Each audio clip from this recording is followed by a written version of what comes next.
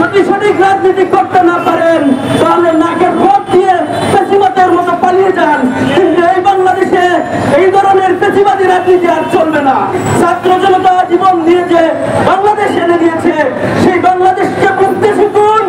জুলাই জাগরণকে ধারণ করুন, জুলাইয়ের অভ্যুদয়কে ধারণ করে নতুন বাংলাদেশ বিনির্মাণে হাতে হাত রেখে রাজনীতি করুন। আসুন, আমরা আপনাদের সহযোগী হব।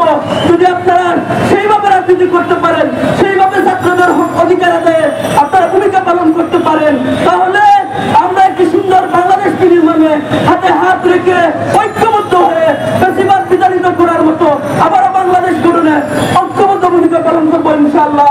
সম্মানিত ভাইরাম, আমরা দেখতে পাচ্ছেন বাংলাদেশের মাটিতে অনেক চাঁদাবাজরা, অনেক সন্ত্রাসীরা সুন্দর সুন্দর জায়গায় স্থান পায়, কিন্তু আমাদের শহীদরা, আমাদের আহতদের পরিবার, আমাদের শহীদদের পরিবারের প্রতি এই গভর্নমেন্টের ওইরকম করে খেয়াল আমরা দেখতেছিলাম।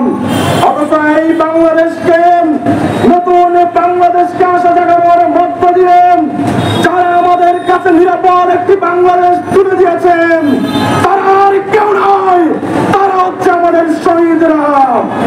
এই কারণে আমরা বলে দিতে চাই, এই শহীদদের রক্তের গন্ধ, এই শহীদদের রক্তের গান আমাদের কাছে যত সময় পর্যন্ত রয়েছেন, তত সময় পর্যন্ত এই বাংলাদেশ পথ হারাতে পারে না। আপনারা কি চান বাংলাদেশ পথ হারাবেন? আমরা বলে দিতে চাই, বাংলাদেশ পথ হারাবে না।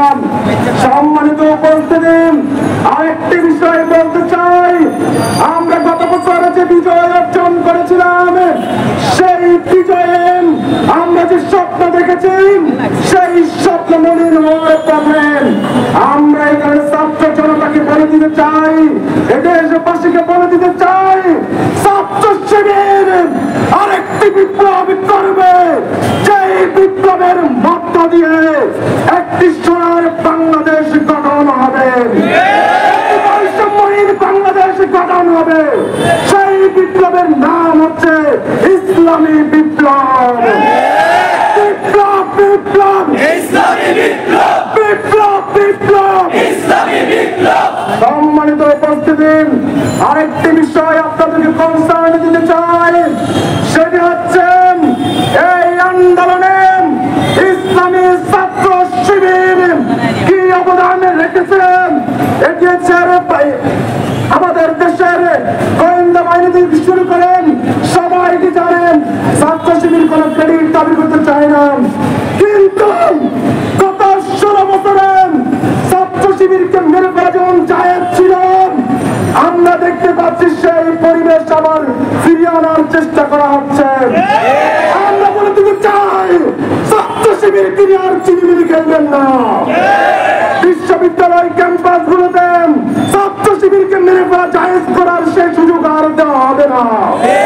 ছাত্র শিবিরের ভাইদের জীবনকে আর সহজ করে তুলবেন না।